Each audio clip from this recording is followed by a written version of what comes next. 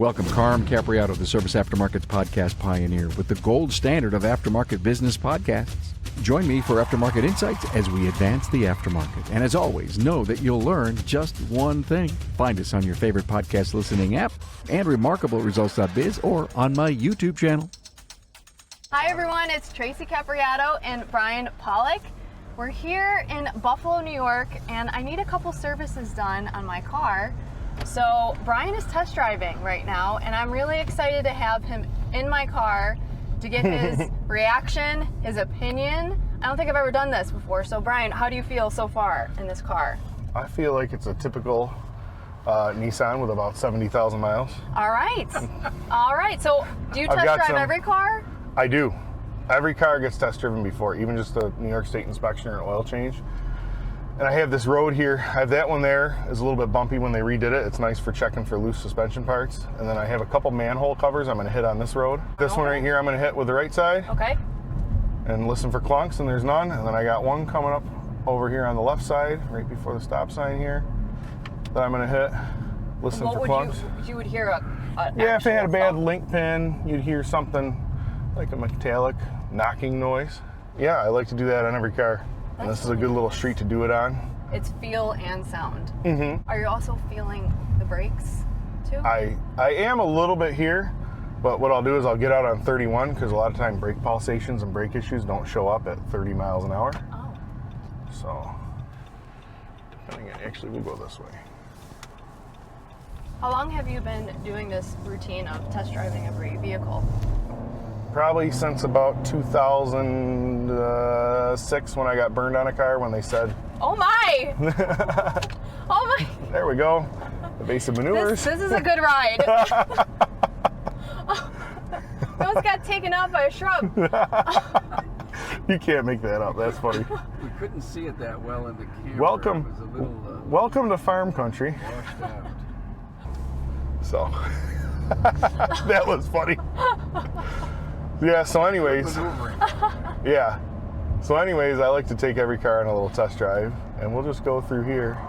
This is actually where Jim and I worked our first day together outside the job that we used to work. Wow. It's right at this place. What were you doing? Well, we were working on cars, and the government, with all their stuff you got to do to buy a building, had us a little held up, and we had already quit our old job, and this is the little shop we were working out of. That's where we did a ton of work. Legacy going. Yeah, that's where we started, over here at the farm. We do all their work now. Jim's cousins here have quite the operation. They work a little bit over 5,000 acres. Whoa.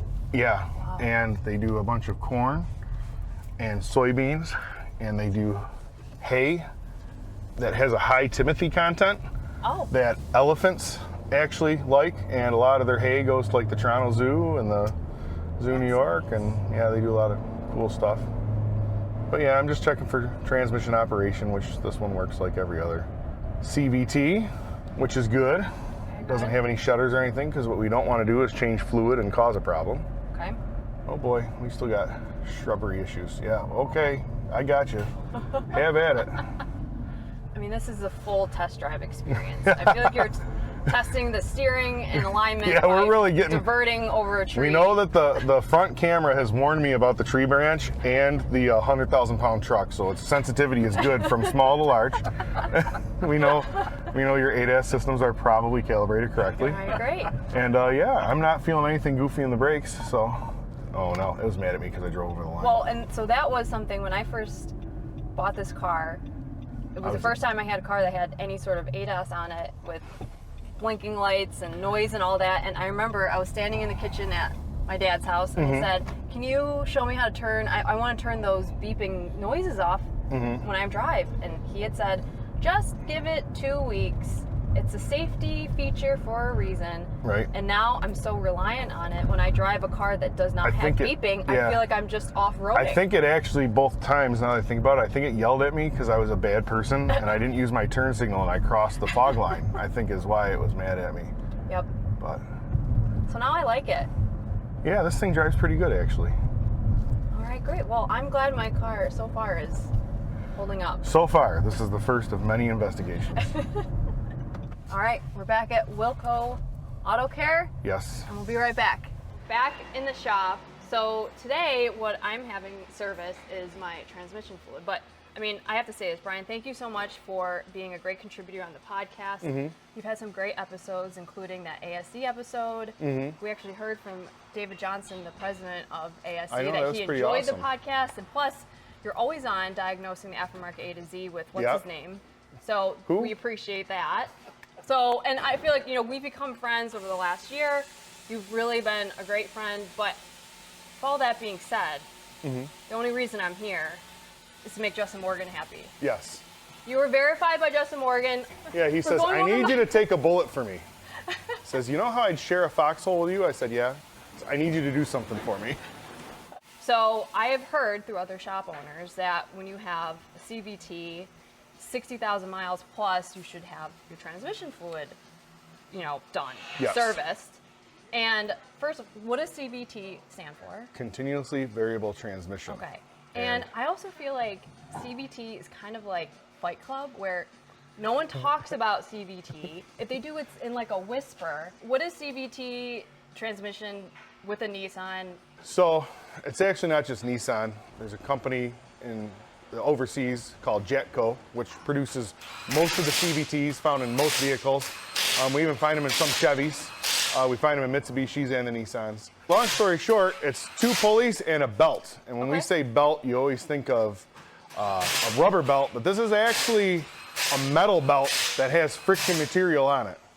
And one pulley, they're coned, so as the pulley closes, it changes the diameter, so it's like shifting gears on your bicycle when you're a kid. Remember, if you go big gear in the front and small gear in the back, you can go faster. But if you want to climb hills, you're small gear in the front and big gear in the back. And that's basically what it does.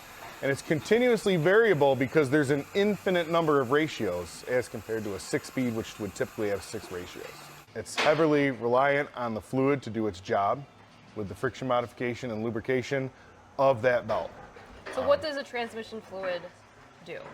Is it lubrication? It lubricates. It has what we call friction modifiers, which change the way that the friction material works against the steel. Yep, friction modifiers are a big deal. And it cools.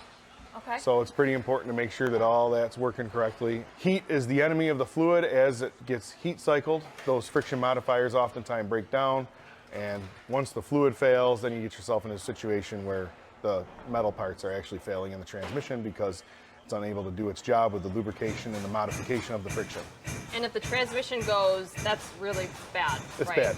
It's bad news on one of these. Bad news bears. Okay. Yeah, bad news. All right, so what's the first couple things that you're going to be doing? So we went on a test drive, and the first thing I like to do with every car is pre-scan it. And what this does is it allows me to upload it to a cloud, and I'll be able to search this car.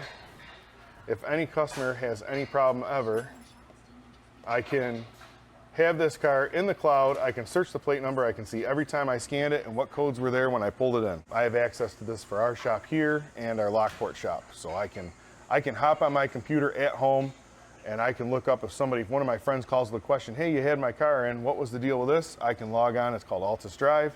I can get on there and I can look at their whole pre-scan, the mileage, the codes that were there, and the date and time and all that stuff. Plus, before you service the transmission, you want to know if there's any problems with the transmission. We don't want to pour fluid into a transmission that has the judder code with a CVT. And there's not always a light associated with that. Okay. What color is the transmission fluid? I picture it's like a really pretty blue or something. Typically, well, that depends on, it comes in many colors. And actually years ago, Chrysler had a bulletin that said, do not use the color to judge the health of the transmission fluid. And after we're done scanning, I'm gonna test your battery, because just key on engine off, it's sitting at 11.8 volts. And that makes me wonder. Okay, good. so I work remote, so I'm not driving a ton. Okay. What is that? Probably a little bit rougher on the battery if Okay. it's sitting, because cars have a constant draw on the battery all the time. It's not like it used to be when you shut the car off and everything was off. It's like a dog in a crate. It's just waiting for you to come get it and go. You know what I mean? So if you have like chargers plugged into your car, does that make a difference? Should you unplug them if you're not driving? Or does Absolutely. You should? Absolutely. Okay, Cell phone chargers are actually a major cause of keyless start, push button starts not working anyways. Really? So we take a lot of cell phone chargers and AirPod chargers out when the person hits their button and their car won't start. The first thing that's got to go is the cell phone charger or the AirPod charger. And there's bulletins from OE manufacturers stating that. That's not like some Bryan mystery tip. My back door, I am having issues with that. So sometimes it goes up, sometimes it closes. It does what it wants half the time. Yeah.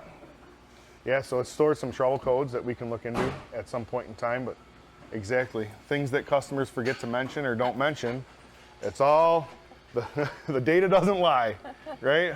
Our friend Brandon says that. Yep. The data doesn't lie. I have a sticker. Yep. So yeah, and it'll have, it's got some sonar codes, and which they're not uncommon. And the thing you have to remember is when you get, obviously you have an issue there, but like when you have a code like this, and you have these sonar codes, and we're scanning and your key's been on for 2 minutes and your battery's already down to 11.7, a lot of the auxiliary systems are the first ones to set goofy codes because of low battery voltage. Okay. So we fix a lot of cars with a lot of codes by testing the condition of the battery and making sure it's working right. Radar stain is totally normal for Nissans. That means the front of your car was dirty, and this general area down here, there was dirt somewhere, snow or something like that. And when Might that be front, snow still. There might still be some snow in there. when that front, well, it's a history code. When that front radar had snow on it, it set a radar stain code, which is completely normal. So it's still thinking about it. So far, we scanned 21 modules in this car. Wow. So, and this usually People always assume it's just the couple lights that are on the dash. Yeah, there's a lot going on with these things. There's a lot going on. There's a lot of inputs that people don't realize. We just gotta wait. It's probably about, oh, I lied, it went to 22. So I found somebody else to talk to. And most cars don't take this long. Nissans, Volkswagens and BMWs take a little bit with aftermarket tooling. Nissans take a little bit with OE tooling also. I have the OE Nissan tool, and it works well when you gotta find some information out, but for stuff like this, for creating reports, it's horrible. So now I have a whole report of and I know the readiness monitor status of your car for New York State inspection, and it kind of stores it for me. I can go to view attachment, and I could actually print this out. It'll show up. This is what I get printed out for somebody if they need it. So I actually get something like this, needs attention, which is a little bit misleading because you don't necessarily need attention because we talked about things that were perfectly normal. But we got other things with your auto back door where it's very irritated about the hinges, it looks like. The hinges or the lift struts, one of the two. And this tells you everything that is fine. So. It's like a lab report. Yep. Medical It's lab a basic report on the basic condition of your vehicle. Just a little bit beyond the test drive. And now we know that we can go ahead and do a transmission service on this car. It doesn't have any pre-existing conditions.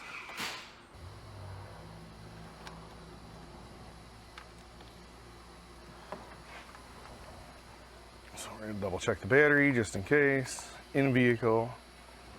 These are actually super important. You can't lie to these. Because this is all, I don't know how to explain it in very layman's terms, but in other words, you have to make sure that you put in the right cold cranking amp number, or else this test is useless. You can get a false positive or a false negative or whatever. So we got to get close to 582, which is 580. My point is you can't just keep it at 750 like it was in test. Oh, it says you're still good recharge, even though our charge is low and all that stuff. So what does that mean? That means that It's still good? That means that it's probably getting borderline, but you don't have what we would consider a failed battery yet. It is 5 years old, so that's something you would think about as winter comes up. Batteries last X amount of years? You know, there's not an exact number. 4 to 5 years is when I start talking about battery replacement. Some import batteries go a long time. We'll pull in Kias in here that'll have batteries from 2016 still starting them all winter. So there's not an exact rule. 4 to 5 years on my own stuff is when I'm like, okay, I'm gonna have to do something about this or else we're gonna start having problems. So I like to check the battery. That'll go back on there, I think, once So the report that you had on the screen, that was kind of like almost a DVI. Do your customers ever see that side? Absolutely. Yeah, we'll get them that side from time to time. We're old school, so we still do a ridiculous amount of actual paperwork, but there's nothing wrong with that. It's got a nice checklist for the guys so they know what to go over. Just all the silly stuff, the wipers. Check the wipers, make sure they're not torn on the ends or anything silly like that. So that one's good, that one's good. Every car that comes in our shop, no matter what it's here for, gets the oil dipstick pulled and checked. That's the rule. We don't pull a car in without checking the oil. Because you are a little bit low on oil. Okay. So we'll top that off. It's supposed to be at that right line? up to that bubble there, and you're all the way down there. Because cars use oil now, that's what they do. Nothing alarming, just something that we gotta make sure that you get oil back in the car. That's all. The NAPA Now event is a national ownership workshop for our valued Auto Care members centered around business building training from industry leaders. Now, it's not just about owning a shop, it's about owning your future. Join NAPA April 15th through the 17th, 2025 at the Venetian Resort in the heart of Las Vegas, known for its vibrancy, energy, and entrepreneurial spirit. At the event, ignite growth through business building masterclasses from leaders across multiple industries focused on expanding business opportunities. Now, masterclass topics include future-proofing your business, mastering emerging technologies for growth, leadership dynamics, inspiring, engaging, and driving success, shifting tides, understanding evolving consumer behaviors and your bottom line, and young leaders' lasting legacies, mastering succession planning for future growth.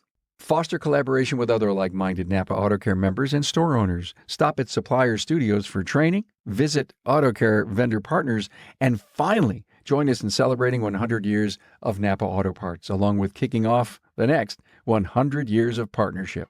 There will also be exclusive giveaways. There are many incentive opportunities to offset the cost of this trip, including Auto Care program earnbacks, and beginning in October, earn up to $1,500 with pre-show supplier training to prepare for the supplier studio training sessions. The NAPA Now event is a national ownership workshop for our valued Auto Care members centered around business building training from industry leaders. Now, it's not just about owning a shop, it's about owning your future. Join NAPA April 15th through the 17th, 2025 at the Venetian Resort in the heart of Las Vegas, known for its vibrancy, energy, and entrepreneurial spirit. Get ready to grow, connect, and celebrate. This is an exclusive event limited to the first 2,000 Auto Care members. Packages are going fast. If you're interested in attending, contact your servicing NAPA store or NAPA salesperson. So I'm gonna push Oh my it gosh, back you're now. just moving the car? Yeah, they're not bad to move. They're not bad to move when Yeah, they're if on you're nice. Bryan Pollock. Yeah, when they're on nice Oh level. my God. When they're on nice level concrete, you just grab the car and move it, right? Sometimes I need a wheel chock for this bay, so I'll grab a wheel chock. So that'll stay, and then we can set the lift on the car, and we can start some other inspections. We'll want to look at the belt and stuff. A lot of what there is to see on the belt is going to be seen on the underside of the vehicle, anyways.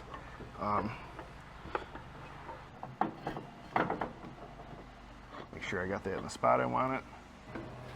Has a car, in your experience, ever been lifted incorrectly? Oh yeah. So if you start lifting it, do you notice, uh-oh, it's crooked, and then you... Yep. We're Stop. always checking. We're not on our phones when we're lifting the car.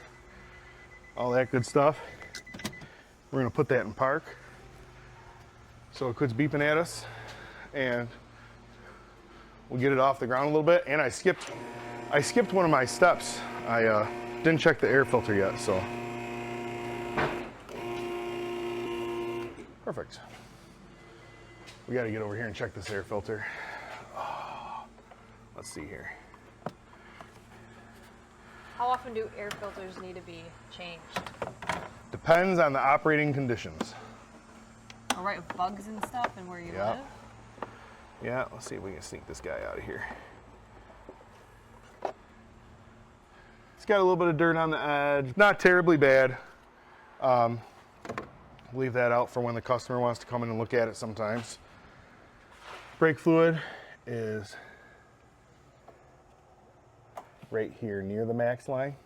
Have you had brakes done on this car? I'm sure I have. Yeah. Brake fluid's a good indication of low brake pads. So when you have high brake fluid like that, it indicates to me that unless somebody's been topping it off, the brakes, I'm probably gonna find there's probably pretty good pad thickness there. Because as the pads wear and get thinner, that piston has to push out, it takes up the hydraulic space and the brake fluid drops. So. Are you a leaker? I did have my oil pan fixed. Okay. That was an issue. Gotcha. Right now I'm just grabbing the wheel to check for loose suspension parts. I'll come over here and do the same thing. You would be able to feel if it was loose? Yeah, there's not anything loose on this, but if there was a bad tie rod on, I'd feel it at 3 and 9. The tie rod's in the back on this, so a bad ball joint I'd feel down here at like 7 o'clock. That's good. Didn't hear any wheel bearing noise, but that's the true test, putting your hand on the spring and spinning. Make sure there's no bad wheel bearings, which nothing's bad there. We're gonna do the same thing on the back. When you see this dent in your tire? Yeah. Things that go in are okay, things that come out are not. Okay. So that is actually normal. That's where they just seamed it during the manufacturing process. So yeah, your tires are a little bit, we feel the tire and we feel that feel how, if you go like this, feel how it's a little choppy compared to, feel in the middle? Feel how that's nice and smooth? Feel how this is toppy? Yeah. We're gonna rotate these tires. Okay. That's what they do on the rear when they need to be rotated. Same with this one. It's a little bit choppy. It's choppy on both sides, so it's unlikely to be alignment wear. It's very likely to be, just needs a tire rotation. So we don't feel any loose suspension parts. Get my fancy tread depth gauge out. We're gonna record some tread depths. Oh yeah, this one needs to be rotated. So they'll wear the right front tire a lot on a front wheel drive when they need to be rotated. Yeah. And one last one. All right. You know what's interesting is I'm not sure if I've ever had my tires rotated without an oil change. Usually that's, in my mind as a consumer, right. You get it, you have Sometimes what happens is the rotation for one reason or another gets skipped and you can end up with them worn funny just because one rotation was missed, especially nowadays with they're so focused on how quiet tires are. I'll get the tire size because at 4:30 seconds, you're gonna leave here with a tire quote because you're not gonna drive around on 4:30 seconds in the wintertime. 225, 65, 17. So I am getting close to needing 4 new tires? Yeah. Actually for heavy truck inspection, like for cars, passenger cars, it's 2:30 seconds fails inspection. Heavy truck is 4. So this isn't a heavy truck, but that's just to give you an idea of how down there you're getting. A new tire, you have 4 on 2 of your tires. A new tire would be like 12, 13. So you're getting pretty far down there. We make measurements, and this would be the type of thing that it's still summer. So you'll run those down and get all your money out of them. We won't just randomly change them. But do you think before winter? Yes. Okay, so before winter, I already have a list going on. I have 4 new tires and also perhaps a battery. Yeah, cold weather, you gotta be prepared. Oh yeah, you got a nice new oil pan on there. That might have been from the last car that was here. Okay. Okay, I'm gonna get my flashlight out. We're gonna do some looking around at this car here. Oh, see this? Maybe it is you leaking. Oh, yeah. We got a leaky oil filter. Looks like to me. So is that because it's not tightened? You know what we've actually noticed lately, and we've switched, some of our filters come from different suppliers. So it is leaking. Yeah. So is all this from the oil then? That's all coming from the oil filter. Something that leaks back here that's common is the oil cooler. But this model engine actually has your oil cooler mounted up here and it is dry as a bone. So that's just all coming from the filter. So sometimes with some of these filters we can run into, if the vehicle originally had a round cut gasket on the filter and somebody put one on with a square cut, which isn't their fault, it's listed as correct. But, oh yeah, that one's a little loose. There we go. Now she's tightened right up. Now, had that not been tightened, it just would have continually It would have just dripped? continued to drip. And that kind of makes sense because your oil didn't look that old, but it was a little low on oil. Okay. So like, can you see it right here? Yeah. You've been getting some free undercoating on your car.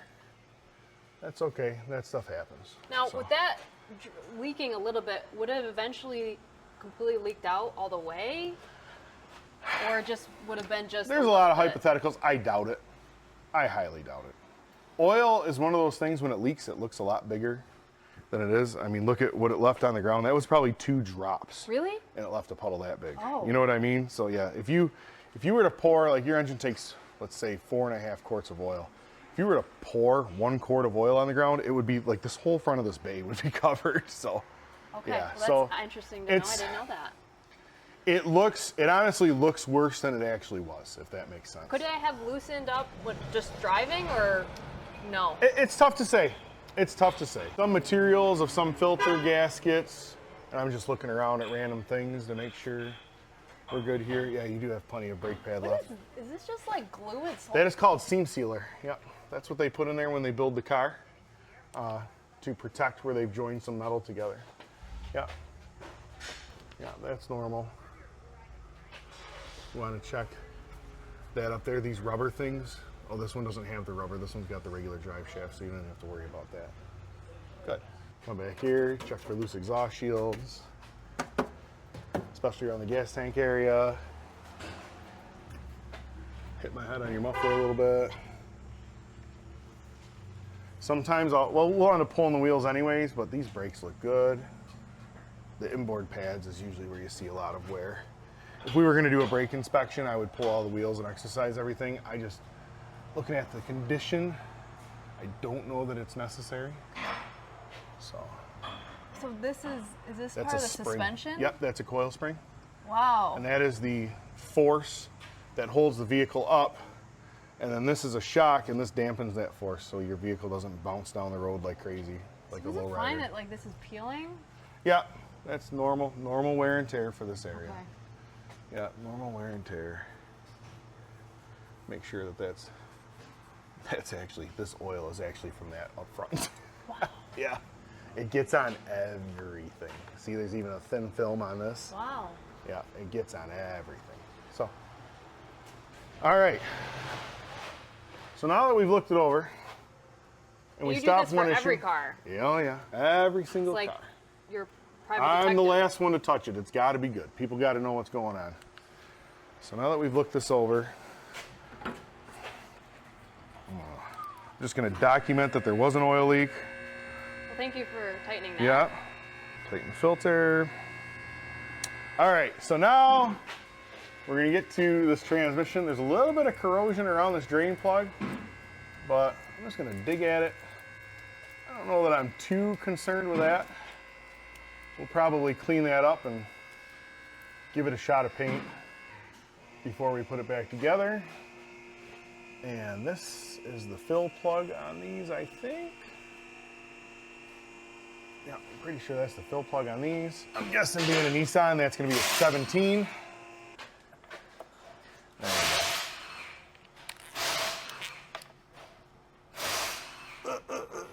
go.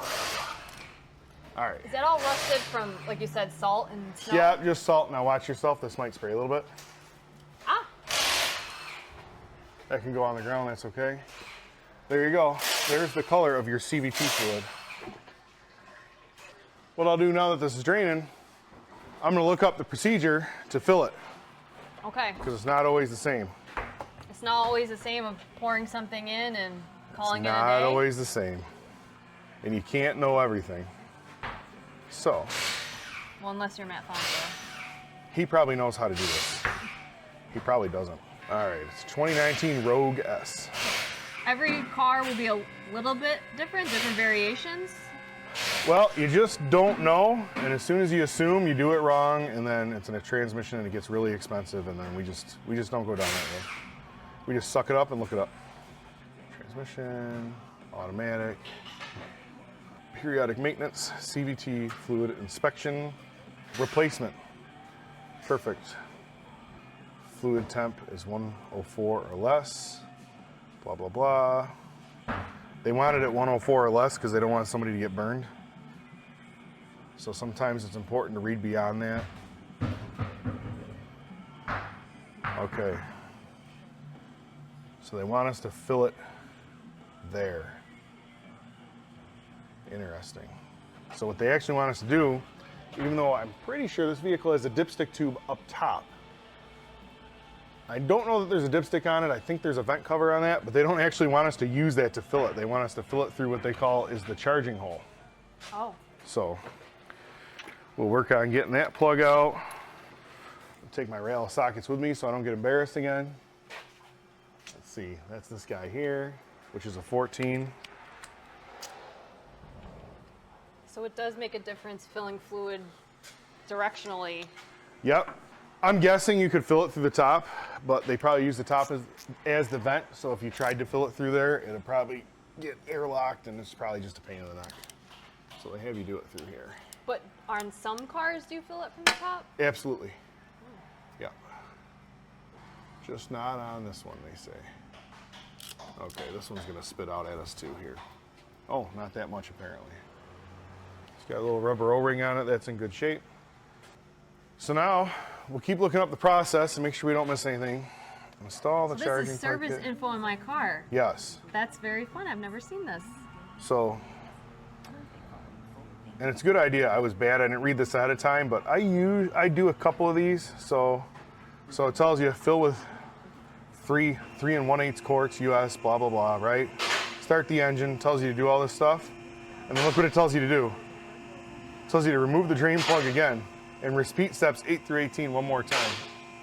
So if you don't read the whole service information, you end up ordering the wrong amount of fluid, right? Because at face value, this looks like about 3 1/8 quarts, right? But you need that times 2 because you're going to repeat steps 8 through 18. That's what they have you do. Okay. So what's going on is there's more than 3 quarts in the transmission. And what they want us to do is start it, and they want us to get all the stuff out of the torque converter that is still in there. Even though we drain the pan, you still have more fluid in your transmission. And what we're doing is we're essentially what years ago somebody would have called a flush. They have a different name, flushes now are hook the lines up, which I don't want to get into that debate. We just follow the manufacturer service info, and this is how Nissan wants it done, so that's how we do it. Okay. That's just us. People will argue that point, and that's fine. They can do them. So this is the actual manufacturer that makes the fluid for Nissan, type N3.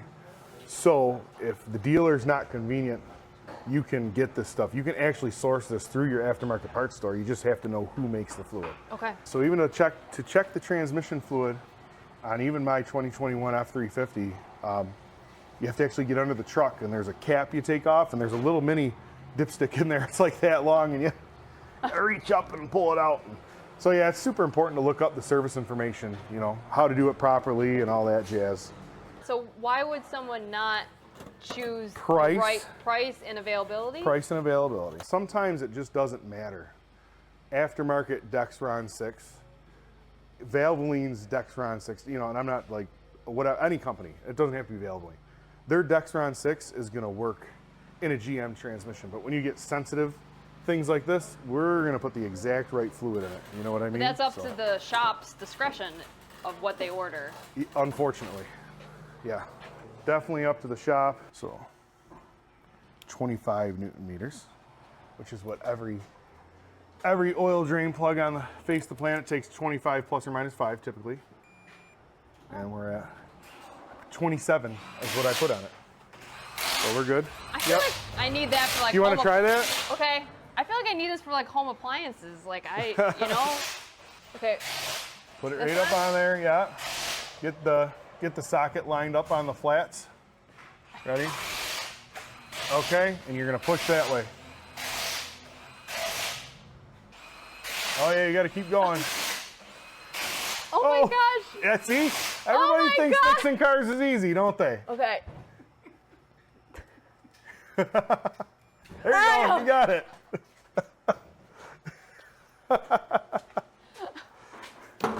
Oh, that's funny. All right.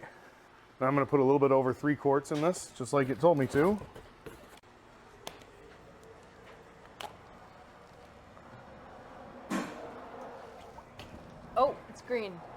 Yeah, that's probably what color yours was originally. So who suggested this, Justin? Yes. Justin Morgan. I mean, yeah. he knew probably this was going to be a double drain, but he still wants commission based on this job. I'm going to send him something, all right. I can't believe he hasn't called me yet. It's 11 a.m. Well, because he knows that, He probably knows. we're on camera. Yeah. Yeah, I think Justin and I spend an average of probably too long for a workday on a phone with each other. Do you just have one of those headsets? You just walk around? Sometimes I have to put it on because of what he does compared to what I do. It's very easy for him to do his job very efficiently, and it's not easy for me to do mine efficiently while my hand's on the phone. So yeah, sometimes I have to put my headset on. Okay, said to put in 3 1/8 quarts. Oh, There we go. We're down to 24. Perfect. wow, it's like Hulk juice. Right? Green. Yep. It's excessively green. I'll put this on. Get this tight. Get this tight. Go back to my service info to make sure I'm following it properly. Go all the way back to here. Well, now I'm able to really see, the acronym RTFM. Read the freaking manual that Yeah. I hear all the time on the podcast, and now I'm seeing it live in action that Oh yeah. you have to look back and just be checking. Yep. So what we're gonna do is we're gonna put 3 1/8 quarts in it. Lift down the vehicle. That's what happens when they translate something from Japanese, then to Chinese, who are the ones that do all the translating, to English. That's what happens. It's pretty good because their languages are so close, but it's really ugly when you get German to Chinese to English. It's Wow. brutal. So long story short, it wants me to fill this up with that. It wants me to get in, check the fluid temp, 95 to 113 How do you check the fluid temp? with the scan tool that I have hooked up. Yep. So we're gonna get to this. Hopefully my MacGyver action doesn't leak.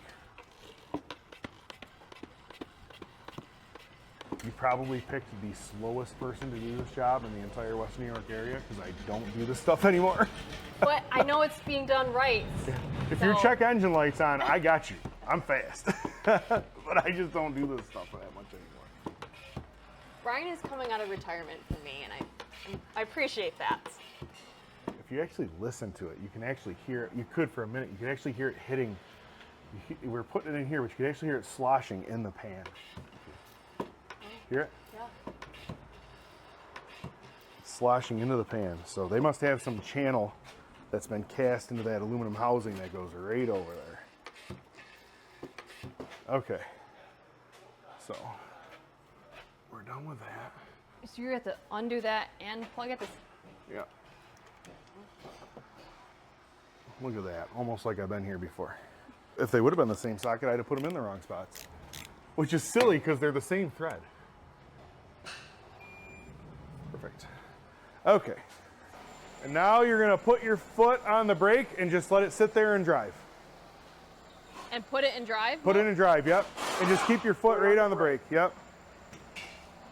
If I was doing it myself, I would just shut the hood. And I have the big screen on this scan tool, and I probably would have done this ahead of time. But we can pull up the transmission temperature. We can get rid of all this garbage we don't want to see. We can find, there's the voltage for the temperature, fluid temperature Fahrenheit. We put it on a graph. We can see we're at 114 right now. So we're gonna go see what we gotta be. Okay, we're right there. Put it right in reverse. Now you can put it back in park.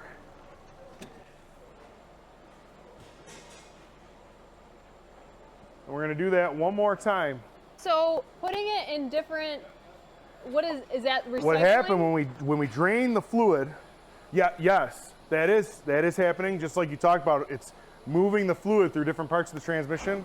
Also, when we drained it, some air came out of the valve body, and we're purging the air out of the valve body. So now you're gonna put it in drive again, and we're gonna hit reverse again. and we're going to put it in park and shut it off. And that has circulated a bunch of fluid out of the torque converter. We're past the minimum temperature, so we can go back up and we get to do it again. Wow. So again, if you're not reading that multiple times, and that's not putting it in park reverse, and Yeah. you just filled it, and then And if you're just used to what most cars are, that's not a common procedure. okay. It's not very common to do it twice, but that's what Nissan says Wow. to do, so that's how we're going to do it. I'm glad I'm getting it done right, because Yep. now I see all the different intricacies of where it can go Mostly- awry. You could skip that easily by accident. Yeah, and most guys would catch that. Where most guys would miss on this is the double fill. Most guys would probably miss that. I wonder how much the fluid color. So now this fluid is going to be half diluted, Okay. old, and half new is the idea here. And the pan is warm, so I'm thinking it definitely circulated. Look at that. It went in green and it's coming out that amber color kind of again. Isn't that interesting? Now, why did it want a specific temperature range? I'm assuming, so the thermostat in the transmission is open. A lot of these transmissions have thermostats to circulate through the transmission cooler. That's likely why it wanted that range. And they're probably talking about temperature for fluid level check also. So Now, if the temperature's not in range, what do you do? you have to make it in range. When you go to do your final level check, you gotta get the temperature in range. So if it's too hot, You gotta let it sit. let it sit? A lot of times in the winter we have to idle them, and Okay. maybe even, you might even have to do like a short trip to the end of the street and back. Wow. Because as the fluid temperature goes up, the level's going to go up. As it goes down, the level's going to go down. A lot of vehicles have a hot and cold mark. Isn't that interesting how amber that went just by doing that, right? It went in right green, it went in, and it came out, and it did exactly what they said it was going to. Wow. That's interesting, isn't it? All right, so now I'm going to get in there and clean that surface rust up real quick.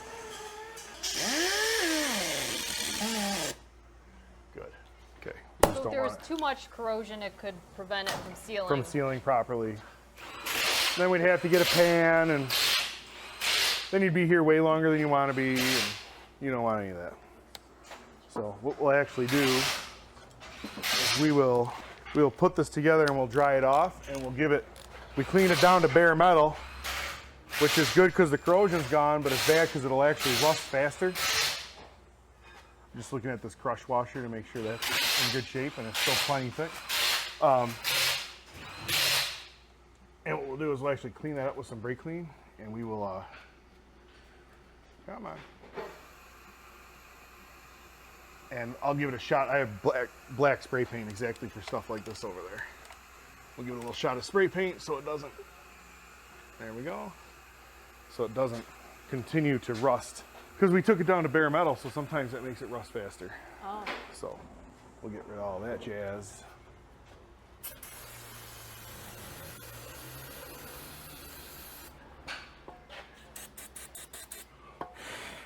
There we go. I'm missing off the back a little there. Gosh, it smells like It's horrible, isn't it? acetone, like getting Yeah. your nails done. Yeah, it's awful. 2 extra minutes to do a real nice job.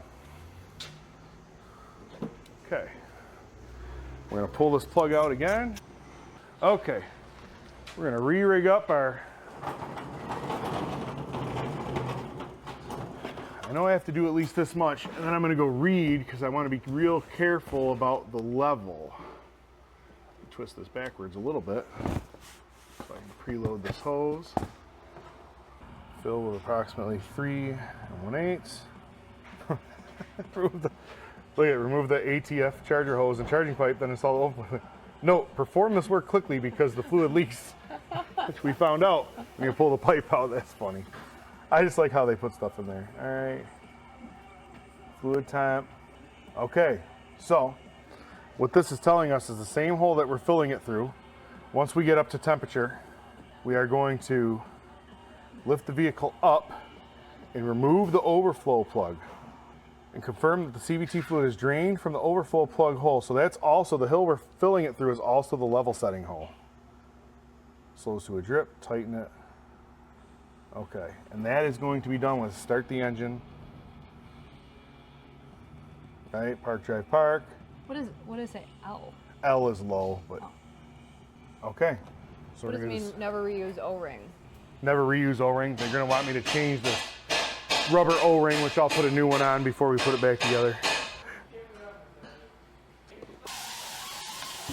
Now, does it matter the speed that it goes in or no? Nope. I'm going to have the best transmission in Erie County. Now, what would you say to a customer that was like, "Oh, I don't want to pay for it. It'll be fine," or they don't want to have the service done. They don't feel the. You know, it's their property. That's their choice. I usually tell them what I would do if it's mine, Okay. which sometimes varies from maintenance schedules and sometimes does not. Like with fuel and air filters, I own a diesel. I tend to be a little bit on top of my fuel filter more than average because I've seen the price tag of fuel filter negligence. So an extra $100, you know, it works out. I have to spend an extra $100 once every other year, but I avoid a $13,000 job. So that's what I do. Now, where does it say? Does it say in the service manual 60,000 miles recommended transmission fluid replacement? Yes. I don't know if I've had my first rogue transmission fluid done. I don't remember.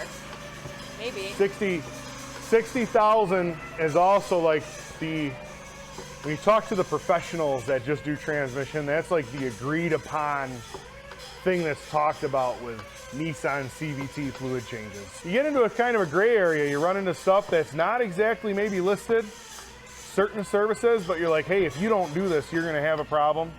And you run into other things that some shops just, quite honestly, they're a little bit too gung-ho and they go after it a little bit too often. Well, I should switch arms. I should have switched arms during this. I'm gonna go grab my O-rings over here.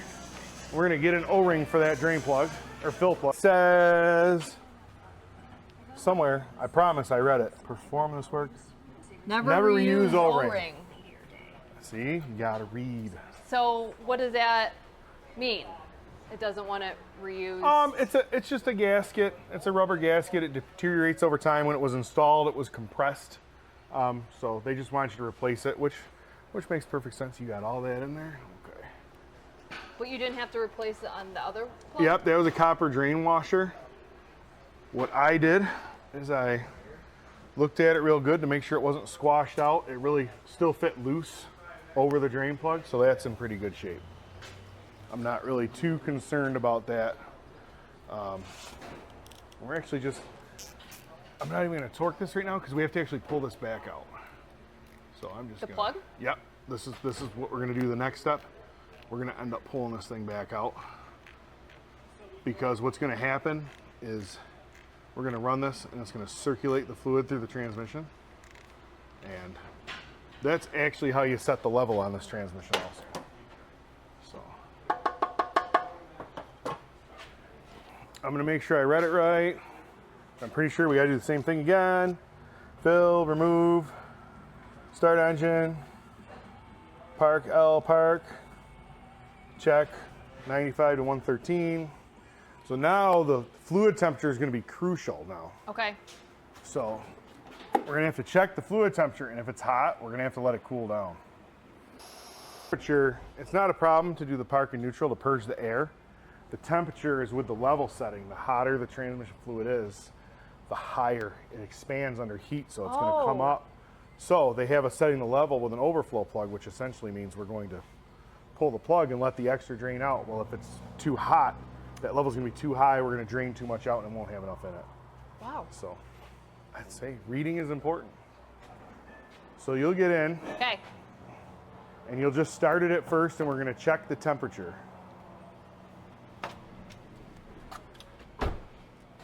Perfect. And you can do your park, then low, then park again. Look at that, dropped all the way down. So you're gonna put it in low all the way down with your foot on the brake. Yep. And then put it back in park. All right. And you're actually going to keep it running and get out. It's in park, right? Okay, yes. Yep, keep it running. You can get out. And we got a race. 114. 114, I think, as it said, was max. I don't know what we're at now. We're probably getting 105. close. It's going to be a photo finish. All right, so 114. All right, we got to go in. We're not worried about a couple degrees, but we don't want it 125 or anything like that. As soon as I find my ratchet. So now I'm gonna hurry up. We're gonna crank this one out. This is our level plug. Perfect, that's what it wanted. It wanted it to drip. See how we had a steady stream and then it dripped? So we are filled up. We are in good shape. We got it before it got too hot. Torque it. Make sure I turn my torque wrench on. 25. Perfect. So this is the dipstick tube, and some people might be fooled that you would fill it through there. But this is actually, see how that fits loose? That's just venting air from the transmission. Oh. That's all that thing lives to do. And that, vents even though it's air? got a tube, yep, it vents air. This is an air vent. Where does it vent out? It vents the air just into the atmosphere. Yeah, the edges of that cap. Yep. Wow. And you don't fill it through there. So if you But don't you read can the take- you manual, can- but yeah, that's where that would vent. But that is not where you fill this transmission. You definitely don't want to do that twice. The RT, that's the RTFM on the Nissan. Super.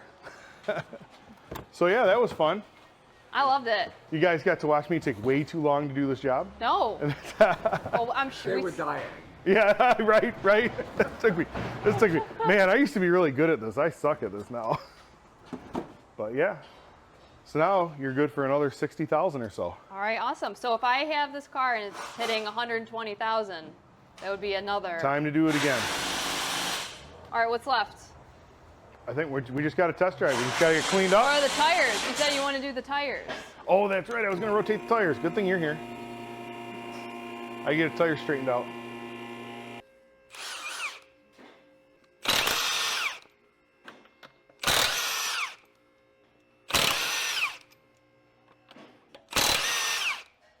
Then we got to hold it for the last one. Perfect.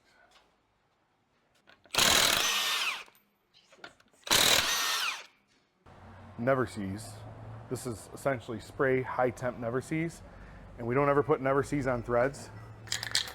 We put it on the back of the wheel like this. What does it do? That stops that corrosion from coming back. It happened while it was mashed together, right? You had the aluminum wheel against the steel rotor, and the corrosion kind of built up. Now we're taking two different surfaces, right? We're going to take one wheel and put it on a different rotor than the one that it corroded with. And when that happens, you get areas that don't compress when you're torquing the wheel, but then you drive down the road and it's going like this, and that's where a lot of loose wheels happen, is when shops don't clean the corrosion off the back of the wheels.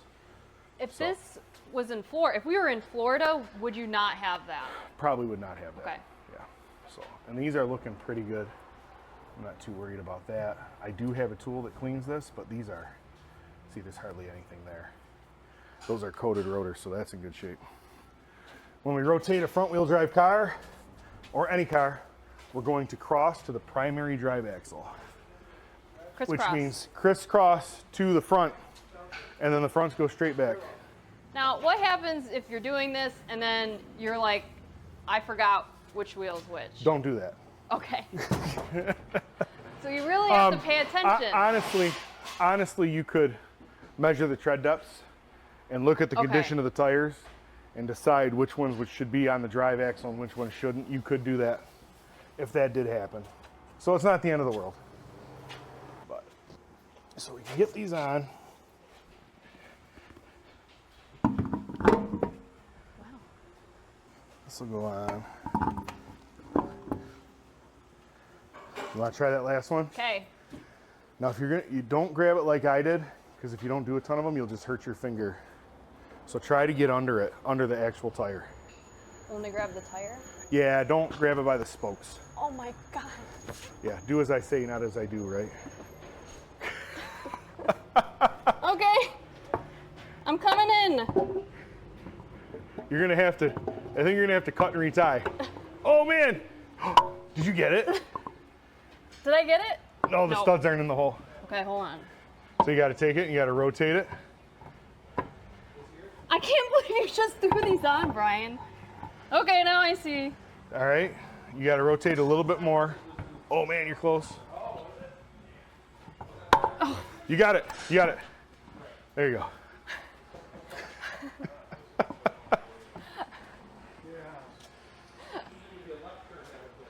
So, Brian makes this look so easy. That was not like that. Nissan lug nuts are horrible because they're so far. The wheel is, so what we do is, well, you could probably start one. My hands are just a touch bigger than yours. So see how I can't really, see how I can't do this? So I grab, Snap-on has a step in their socket. So I can go like this and the lug nut won't fall down in. I can just go like this.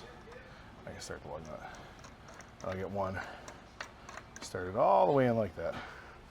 I can start the other four. That's my tech tip for people with big hands, to start Nissan lug nuts.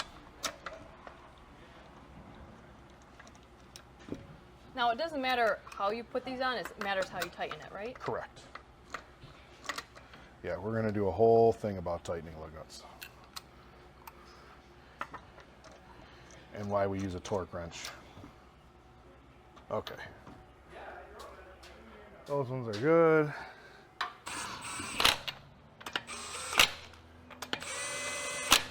Hear how I'm just letting it click one time? Like that? That's because we're gonna hand torque all these. But you tighten this when the car's down? Yep. Why Yeah. is that? So the wheel doesn't spin, Oh, okay. right?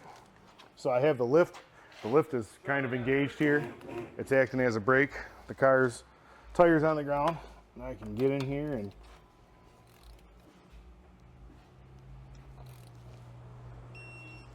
there we go.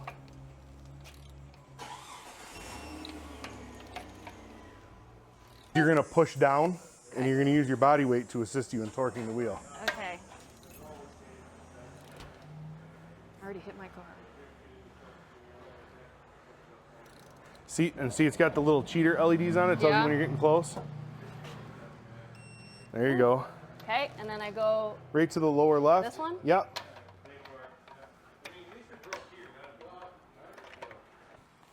Okay. Okay, and then Now this the one? upper right. You just came from that one, right? You got to go to the next one to the right. This one? Next one to the right. I already did that one. Did you do that one first? Yeah, I did that one and then that one. Okay, then go to the lower right. I'm sorry. That's my ADHD. I'm already pre-gaming what I'm going to check on that Jeep that just broke down in the back. Oops, it went to red. That's okay. And it went to red, but if you look at it, what is it, like 104, 105? Yeah, 104, you're fine. Okay, and then this one? Yep.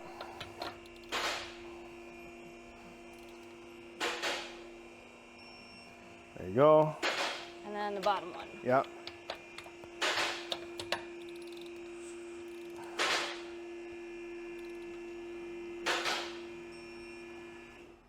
Okay. There you go.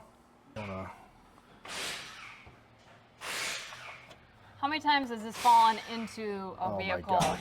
800,000. Probably this time too, before I'm done. So that's about 6/10. We're gonna see. We're gonna see how close that was. Ooh, we're getting close. Yeah, Carm called it. Carm called it with a quart. That's what it's gonna take to make this whole deal work.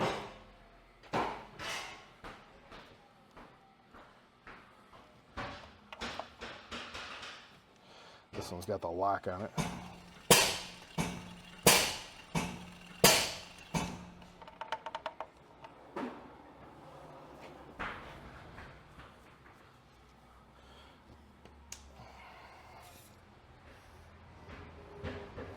That's going to be right up there now.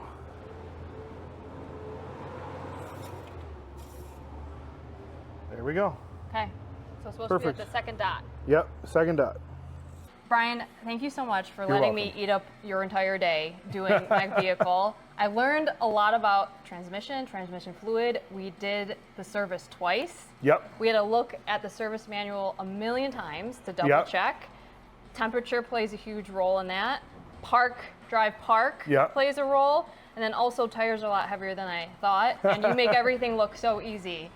And it's not. So thank you for letting me have fun with my vehicle and also let me learn a ton of stuff too. So absolutely. You're very knowledgeable. I can see why Justin Morgan vetted you and approved. So he will be happy today. Yeah, he will be happy. And that's, words we have to all live by. Yeah, that's the only thing that matters. It's the only thing that matters. Yep. Thanks so much, Brian. Yep, you're welcome.